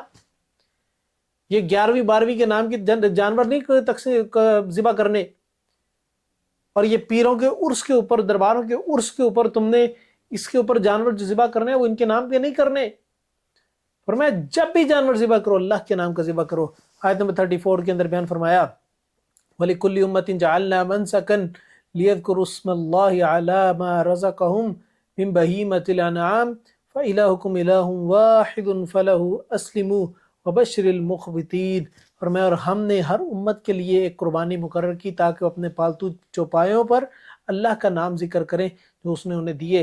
سو تمہارا معبود ایک معبود ہے، تو اسی کے فرما بردار ہو جو راضی کرنے والوں کو خوشخبری سنا دے۔ فرمایا کہ اللہ کے نام کا جانور ذبح کرنا ہے جب بھی جانور ذبح کرنا ہے، کیوں؟ کیونکہ وہ اللہ کے علاوہ کوئی الہ نہیں ہے، کوئی عبادت کے لائق نہیں ہے۔ وہ جانوروں کو ذبح کرنا یہ عبادت کا حصہ ہے، عبادت از پارٹ آف دی عبادت۔ فرمایا تو لہٰذا یہ اللہ کے نام کی ذبح ہوگی، کیوں؟ کیونکہ عبادت اللہ کے علاوہ اور کسی کی نہیں کی جا سکتی۔ اس کے بعد اللہ تعالیٰ نے قربانی کے حکم کی تھوڑی سی تفصیل بیان کی۔ آیت نمبر 36 سے 38 تک بیان فرمایا وَالْبُدْنَ جَعَلْنَاهَا لَكُم مِّن شَعَائِرِ اللَّهِ لَكُمْ فِيهَا خَيْرٌ فَاذْكُرُوا اسْمَ اللَّهِ عَلَيْهَا صَوَافَّ فَإِذَا وَجَبَتْ جُنُوبُهَا فَكُلُوا مِنْهَا وَأَطْعِمُوا الْقَانِعَ وَالْمُعْتَرَّ كَذَلِكَ سَخَّرْنَاهَا لَكُمْ لَعَلَّكُمْ تَشْكُرُونَ۔ فرمایا قربانی کے بڑے جانور ہم نے انہیں تمہارے لیے اللہ کی نشانیوں سے بنایا، تمہارے لیے ان میں خیر ہے، سن پر اللہ کا نام لو اس حال میں کہ گھٹنا باندھے کھڑے ہو، پھر جب ان کے پہلو گر پڑیں تو ان سے کچھ کھاؤ، اور قناعت کرنے والوں کو کھلاؤ اور مانگنے والوں کو بھی۔ فرمایا یہ ہے کام کرنے والا جانور، ایک تو اللہ کے نام پر ذبح کرنا ہے، اور پھر جب ذبح کر لیا تو اس میں سے خود بھی کھانا ہے اور سفید پوش لوگوں تک بھی پہنچانا ہے اور فقراء کو بھی دینا ہے۔ یہ کام ہے جانوروں کو ذبح کرنے کے بعد۔ پھر فرمایا کہ یہ بات کیا رکھنی ہے، لن ینال اللہ لحومها ولا دماؤها ولكن يناله التقوى منكم ذلك سخرها لكم لتکبروا اللہ علی ما ہداکم وبشر المحسنین۔ فرمایا اور اس طرح ہم نے انہیں تمہارے لیے مسخر کیا تاکہ تم شکر ادا کرو۔ اللہ کو ہرگز نہ ان کا گوشت پہنچتا ہے نہ ان کا خون پہنچتا ہے، لیکن اسے تمہاری طرف سے تقوی پہنچتا ہے۔ اللہ کو جو مطلوب ہے وہ صرف تقوی ہے کہ انسان کس سوچ کے ساتھ قربانی کر رہا ہے۔ اللہ کے راستے میں جو چیز قربان کر رہا ہے، جو اپنے نفس کو قربان کر رہا ہے، وہ کس سوچ کے ساتھ کر رہا ہے۔ اللہ کو خون کی ضرورت نہیں، اللہ کو گوشت کی ضرورت نہیں، اللہ کو جلد کی ضرورت نہیں، کھال کی ضرورت نہیں، اللہ کو کسی کی ضرورت ہے؟ انسان کے اندر موجود تقوی اللہ تعالیٰ کو چاہیے۔ اللہ کو یہ دیکھنا ہے کہ انسان کے اندر کیا چل رہا ہے۔ یہ جانور پہ چھری چل رہی ہے تو انسان کے اپنے نفس پہ چھری چلی کہ نہیں چلی؟ یہ جانور پر چھری چل رہی ہے تو مال کی محبت کے اوپر چھری چلی کہ نہیں چلی؟ یہ جانور پر جو چھری چل رہی ہے یہ اللہ کی خالصتاً اللہ کی رضا کے لیے چلنے کے لیے چل رہی۔ اگر اس میں کوئی اور چیز ایڈ ہے تو فرمایا کہ اللہ کو قبول نہیں ہے۔ فرمایا ان اللہ یدافع عن المؤمنین عن الذین آمنوا ان اللہ لا يحب كل خوان کفور۔ فرمایا اسی طرح ہم نے اس کو تمہارے لیے مسخر کر دیا کہ تم اس پر اللہ کے تمام بڑائی بیان کرو، اس نے تمہیں ہدایت دی اور نیکی کرنے والوں کو خوشخبری سنا دے۔ بے شک ان لوگوں کی طرف سے دفاع کرتا ہے اللہ ان لوگوں کی طرف سے دفاع کرتا ہے جو ایمان لائے۔ بے شک اللہ کسی ایسے شخص کو پسند نہیں کرتا جو بے حد خیانت کرنے والا اور بہت ناشکرا ہے۔ یہ وہ احکامات جو قربانی کے احکامات ہیں۔ اس کے بعد اللہ تعالیٰ نے مسلمانوں کو اپنے دفاع کے لیے ہتھیار اٹھانے کا حکم دیا۔ فرمایا کہ اذن للذین یقاتلون بانہم ظلموا وان اللہ علی نصرہم لقدیر الذین اخرجوا من دیارہم بغیر حق الا ان یقولوا ربنا اللہ۔ اور فرمایا کہ ان لوگوں کی جن سے لڑائی کی جاتی ہے اجازت دے دی گئی کہ اس لیے کہ ان پر ظلم کیا گیا، بے شک اللہ ان کی مدد کرنے پر یقیناً پوری طرح قادر ہے۔ وہ جنہیں ان کے گھر سے کسی حق کے بغیر نکالا گیا صرف اسی وجہ سے کہ وہ کہتے ہیں کہ ہمارا رب ہے، ہمارا رب اللہ ہے۔ اور میں کہ ان لوگوں کو جہاد کی اجازت، اپنے ڈیفنس کی اجازت اس لیے دی گئی، ہتھیار اپنے ڈیفنس کے لیے اٹھانے کی اجازت اس لیے دی گئی کیونکہ ان پر ظلم کیا گیا۔ ان کا قصور کیا تھا جو ان پر ظلم کیا گیا؟ صرف یہ کہ انہوں نے یہ کہا کہ اللہ کے علاوہ کوئی اور عبادت کے لائق نہیں، اللہ ہی ہمارا اصل میں خدا ہے اور کوئی ہمارا خدا نہیں۔ صرف اس جرم کی پاداش کے اندر ان کو ظلم و ستم کے ان کے اوپر ڈھائے گئے۔ اور میں اگر یہ ان کا جرم ہے اور اس وجہ سے ظلم و ستم ڈھا رہے ہو تو پھر مسلمانوں تم بھی اٹھو، تم بھی اپنے دفاع کے لیے ہتھیار اٹھاؤ اور اپنا دفاع کرو، اپنی پروٹیکشن کرو، اپنا ڈیفنس کرو۔ اور میں کہ اس لیے ان لوگوں کو جہاد کی اجازت دے دی گئی۔ اس کے بعد اللہ تعالیٰ نے تباہ حال جو قومیں تھی، جو پچھلی قومیں تباہ ہوئی، ان کے کچھ اصول بیان کیے کہ تباہی کے اصول اللہ نے متعین کیے۔ اللہ نے جو کامیابی کے اصول ہیں متعین کیے کہ اللہ اور اس کے رسول کے حکم کی پیروی کرو گے تو کامیاب ہو جاؤ گے، اللہ اور اس کے رسول کے حکم پیروی نہیں کرو گے تو ناکام ہو جاؤ گے۔ فرمایا یہی کامیابی کا اصول اور یہی ناکامی کا اصول ہے۔ پچھلی امتوں کے اندر بھی یہی تھا اور آج کی امت کے اندر بھی یہی۔ اللہ تعالیٰ نے آیت نمبر 42 سے 46 کے اندر اسی بات کو بیان فرمایا۔ اس کے بعد اللہ تعالیٰ نے ہجرت کرنے کا تذکرہ کیا کہ ہجرت کرنے کے اندر فراخی ہے، ہجرت کرنے کے اندر برکت ہے۔ ہجرت کرنے والے لوگوں کو اللہ دنیا کے اندر بھی آسانیاں دیتا ہے اور آخرت کے اندر بھی آسانیاں دیتا ہے۔ اگر زیادہ ظلم ہو رہا ہے تمہارے پر اور تم برداشت سے باہر ہے، تم جہاد اپنا ڈیفنس بھی کرنے سے قاصر ہو چکے ہو، پھر ٹھیک ہے ہجرت کر لو۔ ہجرت کرنے میں اللہ نے برکت رکھی ہے۔ اللہ نے بیان فرمایا والذین ہاجروا فی سبیل اللہ ثم قتلوا او ماتوا لیرزقنہم اللہ رزقا حسنا وان اللہ لہو خیر الرازقین لیدخلنہم مدخلا یرضونہ وان اللہ لعلیم حلیم۔ فرمایا اور ان لوگوں نے اللہ کے راستے میں وطن چھوڑا پھر قتل کر دیے گئے یا مر گئے، یقیناً اللہ انہیں ضرور رزق دے گا، اچھا رزق، اور بے شک اللہ ہی یقیناً سب رزق دینے والوں سے بہتر ہے۔ یقیناً وہ انہیں ایسے مقام میں ضرور داخل کرے گا جن پر وہ خوش ہوں گے، اور بے شک اللہ ضرور سب کچھ جاننے والا اور بے حد بردبار ہے۔ اللہ نے فرمایا جن لوگوں نے ہجرت کی ان کے اوپر ظلم کیے گئے، اللہ کے انہوں نے مال خرچ کیا، ان کو قتل بھی کر دیا گیا، شہید کر دیا گیا۔ اللہ کے ہاں تو ان کا بڑا مقام ہے، دنیا میں بھی اور آخرت میں بھی۔ یہ اللہ تعالیٰ ہے جو عزتوں کی لاج رکھنے والا ہے، اللہ ہی ہے جو انسان کو اجر دینے والا ہے۔ واللہ ہی انسان کو اس دنیا کے اندر اپنی ایفرٹس کا اجر اگر اللہ تعالیٰ نے انسانوں کے ذمہ ڈالا ہوتا، انسانوں کو کچھ بھی نہ ملتا۔ یہ اللہ ہی ہے جو ہر بندے کی ایفرٹ کے برابر اس کو اجر دیتا ہے۔ سبحان اللہ۔ اس کے بعد اللہ تعالیٰ نے شرک کی مثال بیان کی کہ شرک کی مثال، اور جو لوگ شرک کر رہے ہوتے ہیں اور جن لوگوں کو الگ سے شریک ٹھہرایا جا رہا ہوتا ہے، ان کی مثال تو ایک مچھر کے دانے کے مچھر کے برابر ہے، کہ پہلی بات تو انہوں نے مچھر کے برابر کوئی چیز ہی نہیں بنائی، مکھی کے برابر بھی کوئی چیز نہیں بنائی۔ اللہ نے مکھی کی مثال بیان کر دی، فرمایا کہ یہ مکھی جو سی ہے، ایک پہلی بات انہوں نے مکھی کے برابر کوئی چیز بنائی نہیں جن کی یہ لوگ عبادت کرتے ہیں۔ مکھی کیا ایسی تھی، اتنی سی ایک عام سی جو ہمیشہ اڑتی پھرتی رہتی ہے ہر جگہ پر، فرمایا انہوں نے مکھی کے برابر بھی کوئی چیز نہیں بنائی۔ چلو وہ تو چھوڑو، بالکل چھوٹی سی چیز کی طرف آتے ہیں۔ مکھی اگر ان سے کوئی کھانے کا دانہ اٹھا کے لے جائے تو یہ ساری دنیا کے اپنے جھوٹے معبودوں کو ملا بھی لیں تو اس مکھی کے اس دانے کو چھڑوا نہیں سکتے جو تمہارے سے لے کے چلی گئی ہے۔ یہ ہے ان لوگوں کے معبودوں کی حیثیت جو انہوں نے بنائے ہوئے ہیں۔ اللہ کی ذات تو وہ ذات ہے جو مکھی کو بنانے والی ہے۔ اللہ کی ذات تو وہ ذات ہے جو تمہارے رزق میں سے اس مکھی کو تھوڑا سا دانہ رزق دینے والی ہے۔ تمہارے جھوٹے خدا تو نہیں یہ کام کر سکے، اللہ تو یہ کرتا ہے، اللہ تو سارے معاملات کو چلاتا ہے، اللہ تو خالق ہے ان لوگوں کا۔ اللہ تعالیٰ نے آیت نمبر 73 اور 74 کے اندر اس مکھی کی مثال کو بیان کیا، اور اس کے اینڈ کے اندر، اس پارے کے اختتام کے اندر اللہ تعالیٰ نے مسلمانوں کو کلی طور پہ نصیحت کی، فرمایا یا ایھا الذین آمنوا ارکعوا واسجدوا واعبدوا ربکم وفعلوا الخیر لعلکم تفلحون۔ فرمایا لوگوں جو ایمان لائے ہو، رکوع کرو، سجود کرو اور اپنے رب کی عبادت کرو اور نیکی کرو تاکہ تم کامیاب ہو جاؤ۔ فرمایا یہ لوگوں یہ کام کرو، یہ کرنے کے کام ہیں، رب کی عبادت کرنی ہے، رکوع کرنے ہیں، سجدے کرنے، کثرت سے کرنے ہیں، اور یہی عبادت کے اصول ہیں اور یہی کام تمہارے کرنے کے لیے ہیں۔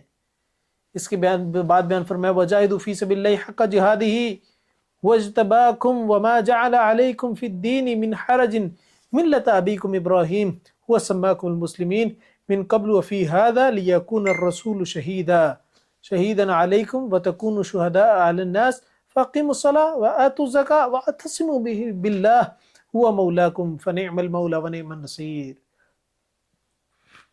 اللہ تعالیٰ نے بیان فرمایا کہ اور اللہ کے بارے میں جہاد کرو۔ رکوع و سجود کے بعد، عبادت کے بعد سب سے بنیادی کام کیا ہے؟ اللہ کے راستے میں جہاد کرنا، جیسا کہ اس کے راستے میں جہاد کرنے کا حق ہے۔ اس نے تمہیں چنا ہے اور دین میں تم پر کوئی تنگی نہیں رکھی۔ ایمان قبول کرو نہ کرو تمہاری اپنی مرضی ہے، اللہ نے راستے کا ہدایت کا راستہ دکھایا ہے۔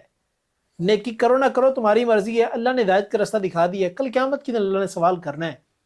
اور لوگوں یہ یاد رکھو، اپنے باپ ابراہیم کی ملت کے مطابق تم نے ہر کام کرنے ہیں، یعنی رسول اللہ صلی اللہ علیہ وسلم کی سنت کے مطابق ہر کام کرنے ہیں۔ اور یاد رکھو لوگوں، اس نے تمہارا نام مسلمان رکھا ہے، مسلمین رکھا ہے۔ کوئی وہابی، سنی، شیعہ، کوئی کافر، کوئی دیوبندی، کوئی بریلوی، کوئی سہروردی، کوئی نقش بندی، کوئی قادری، کوئی چشتی، یہ نام تمہارے لیے نہیں رکھے گئے۔ تمہارا نام کیا رکھا ہے؟ مسلمان رکھا ہے۔ اپنے آپ کو مسلمان کہیے، قرآن و سنت کو فالو کرنے والا مسلمان کہیے۔ کوئی پوچھے آپ کس مسلک سے تعلق رکھنے والے ہیں، فرمایا ہم مسلمان ہیں، میرا نام مسلمان ہے۔ اچھا جی پھر بھی بتائیں تو صحیح کون سے مسلک سے تعلق رکھتے ہیں؟ میں مسلم ہوں، میں مسلمان ہوں، میرا رب میرا نام مسلمان رکھ رہا ہے، میں کیسے آپ کو اہل حدیث، اہل سنت اور اہل تشیع کہہ سکتا ہوں؟ میں نہیں کہہ سکتا، میں ایک مسلمان ہوں۔ یہ اصول یاد رکھیے۔ اور فرمایا کہ اس سے پہلے اس کتاب میں بھی یہی نام بیان کیا گیا، یعنی پچھلی تمام امتوں کو بھی یہی نام دیے گئے اور رسول اللہ صلی اللہ علیہ وسلم کی امت کو بھی یہی نام دیا گیا۔ فرمایا تاکہ رسول تم پر شہادت دینے والا بنے اور تم لوگوں پر گواہی دینے والے بنو۔ سو نماز قائم کرو، زکوٰۃ ادا کرو، اللہ کی رسی کو مضبوطی سے پکڑ لو۔ اللہ کی رسی کیا ہے؟ سیدنا عبداللہ بن عباس رضی اللہ تعالیٰ بیان کرتے ہیں کہ اللہ کی رسی اللہ کا قرآن ہے، رسول اللہ صلی اللہ علیہ وسلم کی حدیث ہے۔ فرمایا جس نے ان چیزوں کو پکڑ لیا اس نے ایسے اللہ کے کڑے کو پکڑ لیا جو کبھی ٹوٹنے والا نہیں ہے۔ رسی یہی اللہ کی رسی ہے، فرمایا اس رسی کو پکڑ لو۔ اور پھر فرمایا کہ وہی تمہارا مالک ہے، سو اچھا مالک اور اچھا مددگار ہے۔ اللہ تعالیٰ سے دعا ہے کہ اللہ تعالیٰ ہم سب کو صحیح معنوں میں قرآن و سنت کو سمجھ کر قرآن کی تعلیمات پر عمل کرنے والا بنائے، اللہ کی رسی کو مضبوطی سے پکڑنے والا بنائے اور آگے پہنچانے والا بنائے، آمین۔